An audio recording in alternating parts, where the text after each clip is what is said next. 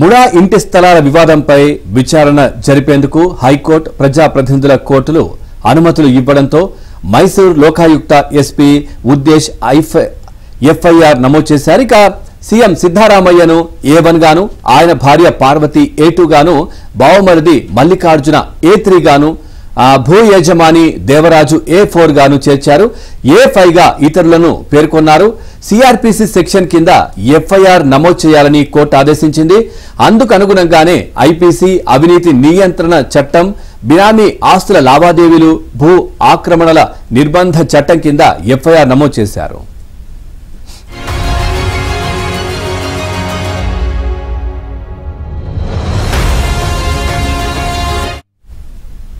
సీఎంపై FIR నమోదు విషయంలో Mysore Lokayukta SP ఆచితూచి వ్యవహరించారు. భారతీయ న్యాయ సంహిత లేదా సిఆర్పిసిల కింద నమోదు, కోర్టు నిబంధనలు వంటి అంశాలపై లోకాయుక్త ఉన్నతాధికారులతో చర్చించేందుకు బెంగళూరుకు వచ్చారు.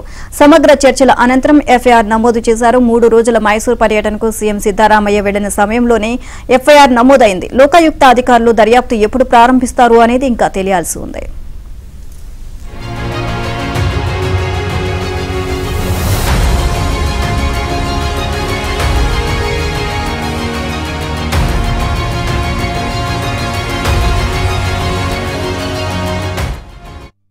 మరోవైపు సిద్ధరామయ్య ఈ రోజు సీఎంగా ఉన్నారు, రేపు ఉండకపోవచ్చు. ఆయనపై వ్యక్తిగతమైన ఆరోపణలు వచ్చినా బీజేపీ ఏకంగా కాంగ్రెస్ పార్టీని డ్యామేజ్ చేసే ప్రయత్నం చేస్తోందని ఏఐసీసీ అధ్యక్షుడు ఖర్గే మండిపడ్డారు.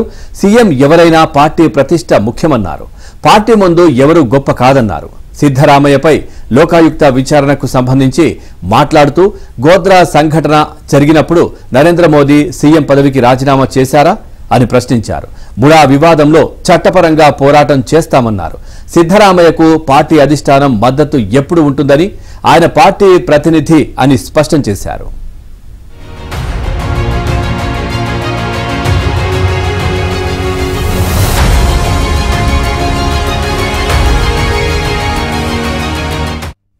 కాగా కర్ణాటకలో నేరుగా సిబిఐ విచారణకు అనుమతి రద్దు చేయడం కొత్తేమీ కాదని, దేవరాజు సీఎంగా ఉన్నప్పుడు కూడా చేశారని ఖర్గే గుర్తు చేశారు. మరోవైపు ముడా భూ కుంభకోణం నేపథ్యంలో కర్ణాటకలో కేసుల విచారణకు సిబిఐకి అనుమతి ఉపసంహరించుకుంటూ ఆ రాష్ట్రంలోని కాంగ్రెస్ ప్రభుత్వం తీసుకున్న నిర్ణయాన్ని బీజేపీ తప్పుపట్టింది. ఇది ప్రొఫెషనల్ దొంగ, ఓ అవినీతి పార్టీ తీసుకున్న నిర్ణయము అంటూ బీజేపీ జాతీయ అధికార ప్రతినిధి పూనావాలా విమర్శించారు. 5,000 కోట్ల ముడా స్కామ్లో సీఎం సిద్ధరామయ్య సిబిఐ విచారణ నుంచి తప్పించుకునేందుకు కాంగ్రెస్ ప్రభుత్వం ఈ నిర్ణయం తీసుకుంది అని విమర్శించారు.